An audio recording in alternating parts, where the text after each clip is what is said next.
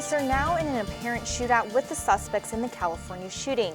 We'll have updates on that situation near the end of the program. Here's what we know. Police say there are now up to 14 dead in San Bernardino, California.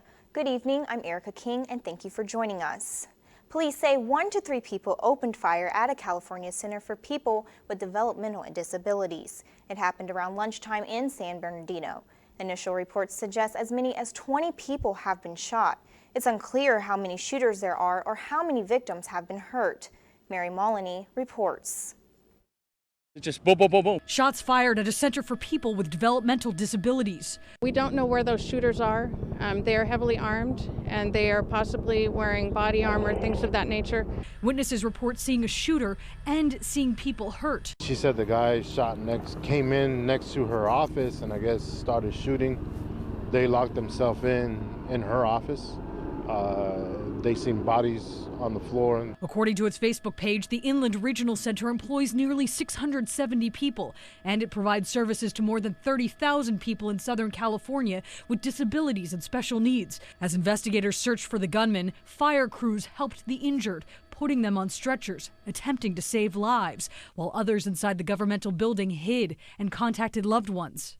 Shooting at my work, people shot, in the office waiting for cops. But she's okay. Pray for us. I am locked in an office. I'm Mary Maloney reporting. Now, we have reports that a police officer has shot one suspect and killed him.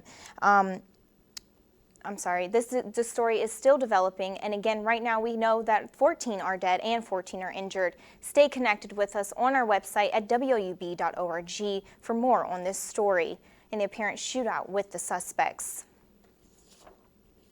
If you were wondering what happened to all of the construction on Richland Avenue, the project has been completed. The City of Athens held the ribbon-cutting ceremony for Richland November 24th at the Ohio University Inn and Conference Center East parking lot. The reconstruction took place between Dairy Lane and Canterbury Drive. The improvements included a section of water line replacement, sanitary sewer lining, replacing the curb and sidewalks, and bike lanes to the street were also added. Trimble local schools and local charity organizations are the recipients of the biggest awards from the Rocky Community Improvement Fund. These programs are some of the 14 local applicants who received a total of $46,000 distributed by the fund. The RCIF began in 2009 and has since awarded more than $330,000 to address poverty in the Logan, Nelsonville, Athens area.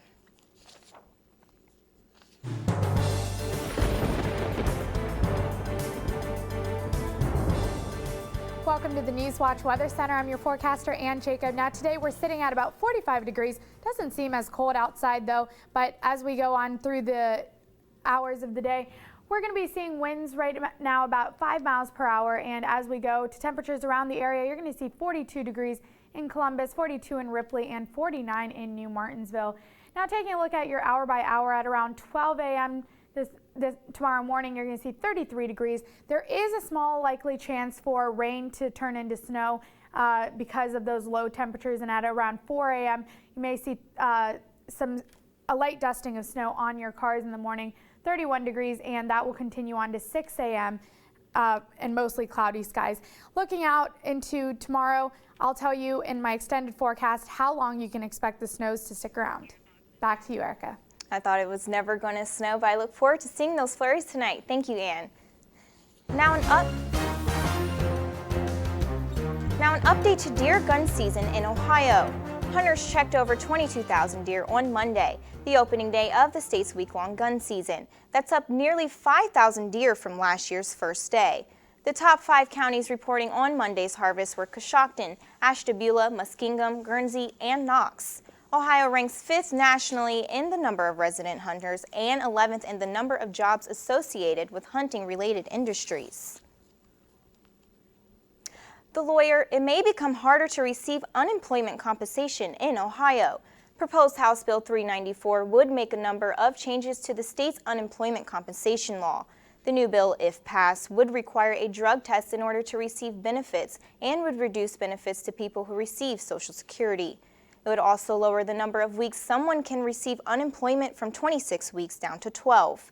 Supporters say House Bill 394 is an effort to rebuild Ohio's unemployment compensation fund and be better prepared for the next recession. But opponents say the changes will lead more people into poverty. That this bill should do no harm. It should provide a safety net for all citizens, especially those who are low-wage, part-time, temporary, or contingent workers who are currently not covered by unemployment compensation. What do you think of the bill? Join the conversation and tell us what you think on our Facebook page. Now, the lawyer for a Bell Fountain woman accused of suffocating her 3 young sons wants to move her trial to another county. Brittany Pilkington's attorney says that extensive media coverage would prevent a fair trial in Logan County. The prosecutor says an impartial jury can be seated there. Authorities say Pilkington confessed, but has pleaded not guilty. Her trial is set for March 7th. Ohio residents may soon be able to receive foster care services until they are 21. The legislation cleared the House on a 91-2 vote yesterday. The proposal would give the state until 2017 to find funding for foster youths between 18 and 21.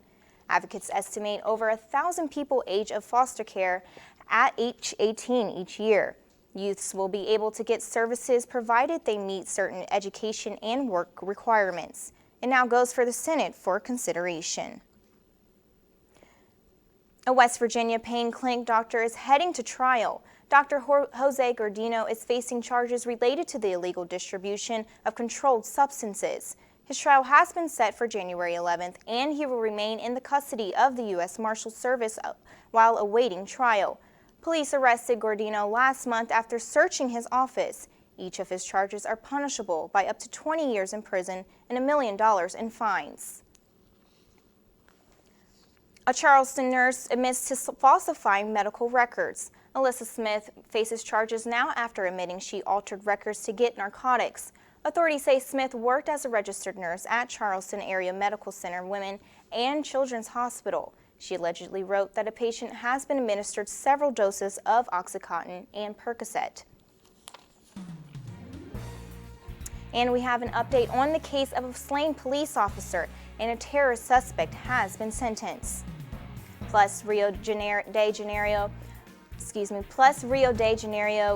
prepares for the Olympics and prioritizes safety after the recent terrorist attacks. These stories and more when Newswatch returns. I decided to do a planned gift because I want to ensure that PBS will be around for my grandchildren and hopefully great-grandchildren. I would hope that others, when doing their estate planning, would include their PBS station.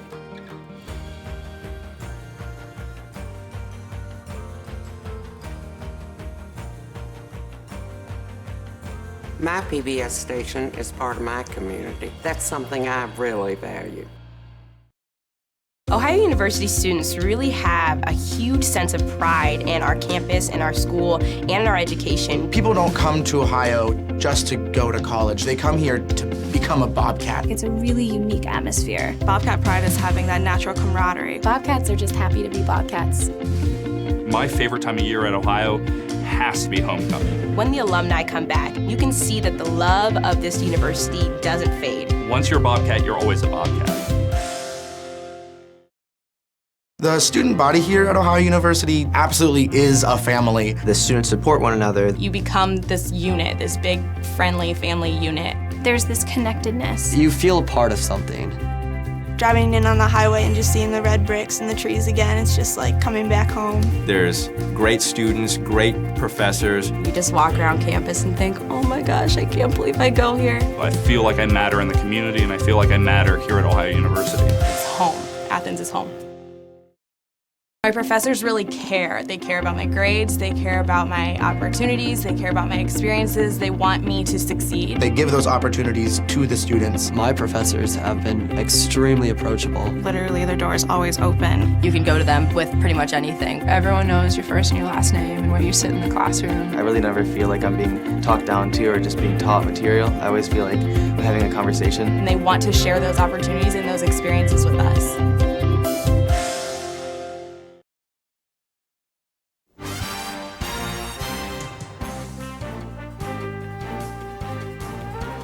New information in the case of a June police shootout in Cincinnati that left an officer and suspect dead.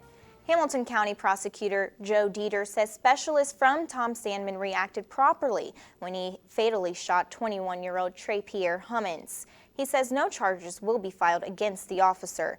Dieter says Hummins only meant to bring harm to the community and needed to be stopped. I believe the motivation was his goal was to lure and kill as many police officers as he could. And if not for the actions of Specialist Tom Sandman, there could have been a lot more dead police officers. He deserves a medal. Cincinnati officer Sonny Kim died in the shootout after responding to a pair of 911 calls. Investigators say the shooter, Trey Pierre Hummins, was the person calling police to the scene. The prosecutors say Hummins was under the influence of alcohol and a Valium substance at the time of the shooting. British terror suspect Jermaine Grant has been sentenced to 9 years in prison in Kenya. High Court found him guilty of 9 charges of trying to obtain fake identity documents.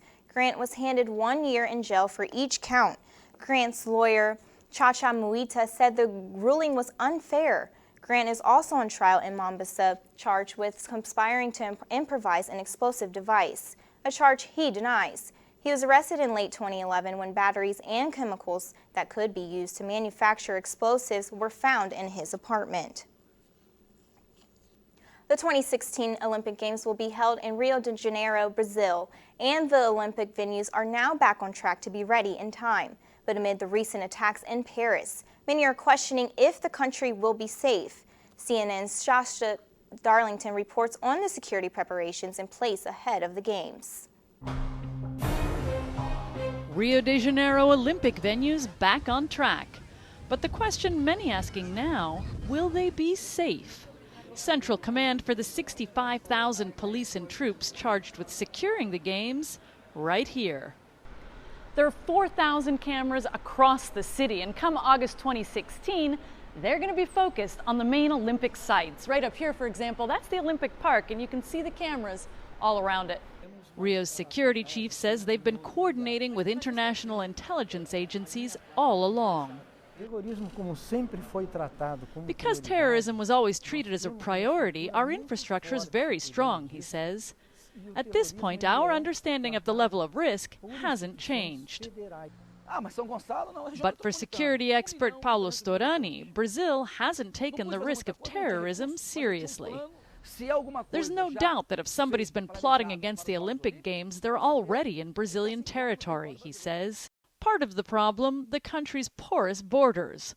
More than 23,000 kilometers of sea and land borders shared with 10 countries and very few controls. And then there's the 90-day visa waiver for the Olympic Games, just approved by the president despite heightened fears after the Paris attacks. Rio's security chief opposed. I personally think that visas help register people and create a data bank so we know their whereabouts, he says. Ahead of the World Cup and Olympic Games, Rio's police focused on cleaning up violent favelas along the stronghold of drug traffickers, and on protests. Most recently in a joint exercise with French police. But the Paris attacks very present.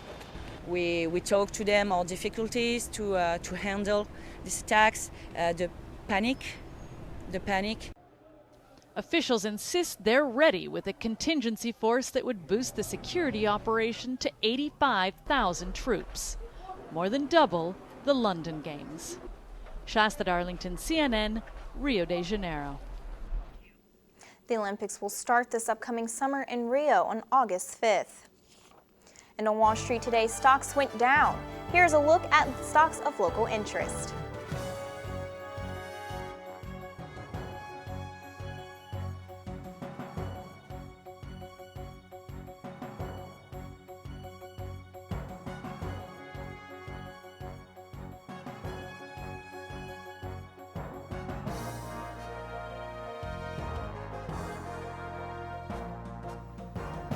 And one hot selling item from this past Black Friday might surprise you. That story still ahead.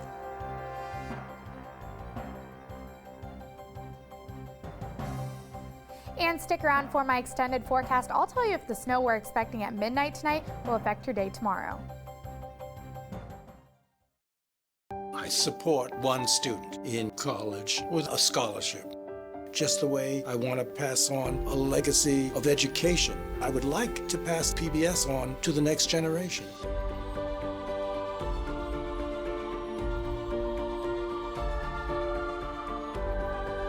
I like to think that PBS is concerned with our soul. If your soul is in the right place, you're giving back. Ohio University students really have a huge sense of pride in our campus, in our school, and in our education. People don't come to Ohio just to go to college. They come here to become a Bobcat. It's a really unique atmosphere. Bobcat pride is having that natural camaraderie. Bobcats are just happy to be Bobcats. My favorite time of year at Ohio has to be homecoming. When the alumni come back, you can see that the love of this university doesn't fade. Once you're a Bobcat, you're always a Bobcat. The student body here at Ohio University absolutely is a family. The students support one another. You become this unit, this big, friendly family unit. There's this connectedness. You feel a part of something.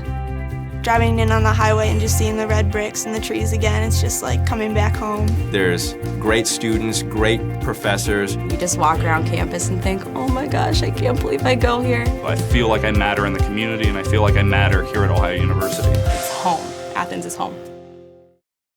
My professors really care. They care about my grades, they care about my opportunities, they care about my experiences, they want me to succeed. They give those opportunities to the students. My professors have been extremely approachable. Literally, their door is always open. You can go to them with pretty much anything. Everyone knows your first and your last name and where you sit in the classroom. I really never feel like I'm being talked down to or just being taught material. I always feel like I'm having a conversation. And they want to share those opportunities and those experiences with us.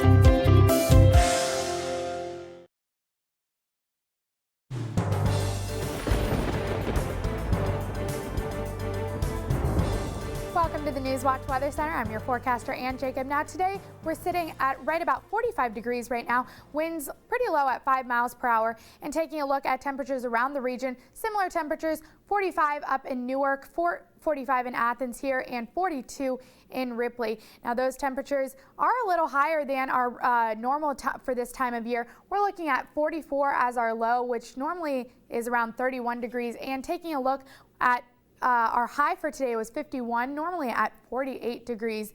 Now taking a look at our precipcast for today, you see the green right here in Ohio is that rain. Now as the hours pass on, it will be pushing to the east and moving out of our region, but that's not before possible snow showers come in our area tonight at around midnight and 3 a.m. And taking a look at our overnight lows around the region, this is we're looking at 30 degrees in New Lexington, 32 down in Ironton, and 33 in New Martinsville. All temperatures that are conducive to a little bit of snow coming our way. And taking a look at our hour by hour, 12 a.m. we're going to see 33 degrees, and as the morning continues, 4 a.m. 31 degrees until we get to 6 a.m. same temperatures. And so at the bus stop, when you take your kids out, make sure they're packed up with a jacket and some gloves and a hat and maybe even a scarf. 31 degrees. It's going to be pretty chilly, mostly cloudy. The sun's not going to be out. Pretty cold though, and as the day continues, you're going to see those temperatures getting a little bit higher, but still make sure to pack a jacket. 37 degrees at 11 a.m. and as we go into the afternoon, 41 degrees, and later on into the evening, 39 degrees. And taking a look at your temperatures for tomorrow, we're going back into the 40s, pretty sunny skies, but 42 in Cambridge, 42 in Marietta, and 43 down in Ironton. Now taking a look at tonight, temperatures 31 degrees. Like I said before, may have a little bit snow anywhere from around 12 a.m. to 3 a.m. And it shouldn't affect your day too much tomorrow. It should be just maybe a light dusting on your car, but the roads might still be wet, so be careful when you're driving out to work or driving your kids to school in the morning. And taking a look at tomorrow's temperature, 41 degrees, partly cloudy skies, a little bit cooler, but still, like I said, those skies will be, the temperature, will be pretty cool, so be sure to pack a jacket. And taking a look at your extended forecast this weekend, we're going to be back in the 50s. The highest highest for our 7-day forecast, 50 and 51 on Saturday and Sunday, and those temperatures are going to decrease as we go into the week next week. 48 degrees on Tuesday, but 50 will go back up to Wednesday, will go back up to 50 degrees. So be sure to be prepared with the temperatures that are coming your way. Erica, back to you. Thanks, Ann. Now, Black Friday was a very big day for, get this, gun sales. The FBI says more Americans had background checks conducted for gun purchases that day than any other day on record. More than 185,000 requests were processed by the National Instant Criminal Background Check System on November 27th. That's 5% more than the previous Black Friday, and it broke the one-day record set on December 21st, 2012.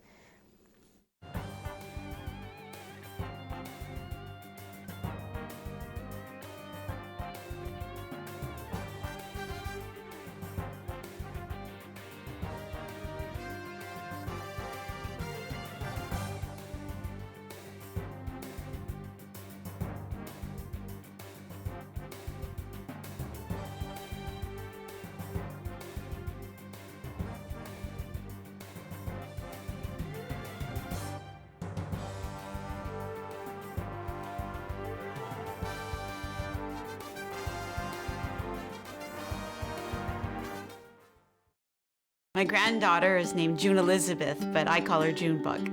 My hope is to teach her about kindness and about the love of animals and nature. I want Junebug to have the same opportunities I had by watching PBS. My husband and I feel so strongly about our PBS station that we've included them in our estate plan. PBS is part of our values, and we want to pass it on to the next generation. Ohio University students really have a huge sense of pride in our campus, in our school, and in our education. People don't come to Ohio just to go to college. They come here to become a Bobcat. It's a really unique atmosphere. Bobcat pride is having that natural camaraderie. Bobcats are just happy to be Bobcats. My favorite time of year at Ohio has to be homecoming. When the alumni come back, you can see that the love of this university doesn't fade. Once you're a Bobcat, you're always a Bobcat. The student body here at Ohio University absolutely is a family. The students support one another. You become this unit, this big, friendly family unit. There's this connectedness. You feel a part of something. Driving in on the highway and just seeing the red bricks and the trees again, it's just like coming back home. There's great students, great professors. You just walk around campus and think, oh my gosh, I can't believe I go here. I feel like I matter in the community, and I feel like I matter here at Ohio University. It's home. Athens is home. My professors really care. They care about my grades, they care about my opportunities, they care about my experiences, they want me to succeed. They give those opportunities to the students. My professors have been extremely approachable. Literally, their door is always open. You can go to them with pretty much anything. Everyone knows your first and your last name and where you sit in the classroom. I really never feel like I'm being talked down to or just being taught material. I always feel like we're having a conversation. And they want to share those opportunities and those experiences with us.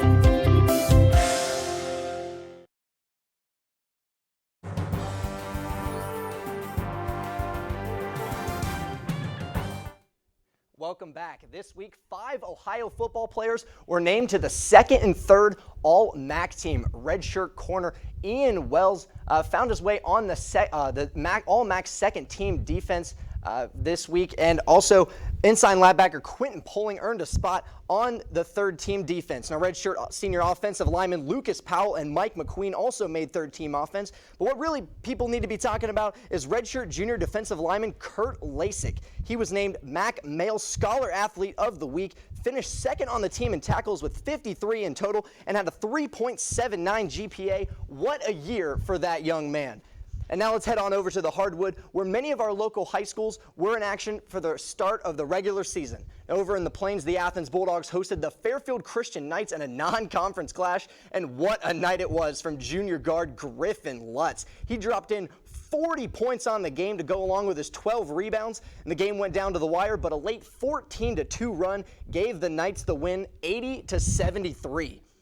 And the action continued in Pomeroy as the Megs Marauders came away with a close win over Belpre, 64-57. Megs head coach Ed Fry credited that explosive offense led by juniors Jared Kennedy and Luke Musser, who put up 17 points apiece. And that last matchup went down to Nelsonville, York, and it was a nail-biter. Despite the 23 turnovers, the Buckeyes squeaked past Amanda Clear Creek 52-50 behind a 25-point performance from Hunter Edwards. And now we'll keep the ball rolling right over to the Convo, where the Ohio Bobcats hosted rival Marshall, topping the Thundering Herd 85-70. Now, Ohio finally had to come back from that trip to the Virgin Islands, and it looked like they had a little bit of a vacation hangover in the early going. The Bobcats committed a 12 first half turnovers, which resulted in 15 Marshall points. The sloppy play kept them in the game, deadlocked at 36 going into the half. Now the second half was absolutely owned by sophomore guard Jerron Simmons. He dropped in 6 straight points that sparked a 12-4 run for the green and white. Simmons posted 16 in the second half and a game-high 25. Kenny Kaminsky and Treg Setti also finished in double figures to help push the Bobcats past the Thundering Herd. The Bobcats are moved to 4-2 with the win, and they will lace it up on Saturday once again when they travel to St. Bonaventure. Now switching over to the girls' side, the Ohio women's basketball team has their first home game of the season coming up bright and early tomorrow morning at 11 a.m. They're coming off of a 3-point loss to Vanderbilt over Thanksgiving break, which dropped their record to 3-2 on the season. In Ohio, they're looking to bounce back against a Mastodons team that is in the midst of a 3-game skid. The Bobcats have been clicking on offense all year long, 63 points per contest, but they'll look to clamp down on the defensive end to get this win. And that's enough about basketball for today. Let's go over and check out some of the action in the NHL. The Blue Jackets, they suffered a tough loss last night, 2-1 against a very talented Montreal Canadiens team. It all started with a beautiful pass from Christian Thomas right onto Paul Byron's stick to give the Canadiens the lead. Feeling the pressure, the Blue Jackets, Nick Foligno followed a netting wraparound off Mike Condon with 2 minutes left in the first, and captain Mike Passietti then scored the game winner to give the Canadiens the victory. And Columbus, they'll be back on Friday when they take on the Florida Panthers. Now that's all we got for sports, and until next time, Erica, let's send it back to you. Seems like some of these years' most trendy baby names are getting filtered through social media. Kids named like Lux, Valencia, Willow, and Ludwig are getting more popular. They're also all names of filters used to tweak images on Instagram. Another trend, royal-sounding names like Prince, King, Princess, and Reign. Tradition isn't totally gone. According to an annual list from BabyCenter.com, 2015's most popular baby names are Sophia and Jackson. Thanks, Erica. And taking a look, one last look at weather. Just a reminder to make sure to take a jacket out and be careful as you drive on those roads tomorrow morning. Erica, back to you. And an update to the story of the San Bernardino shootout. Earlier we told you that police killed one suspect, and we apologize. We received conflicting reports and apologize for that, but police are saying that one suspect was shot and is, quote, down. And remember, you can find the latest news on this story anytime at WOUB.org. I'm Erica King, and thank you. Have a great night.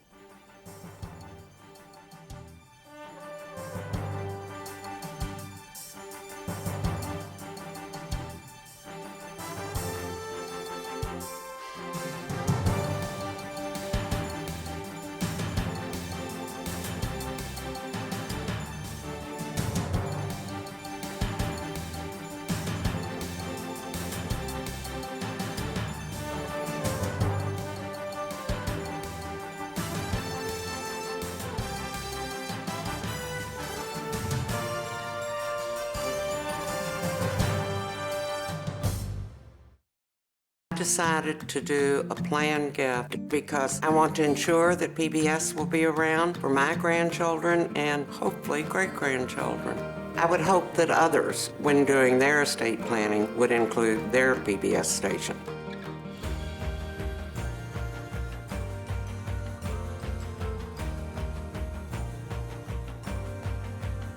My PBS station is part of my community. That's something I really value.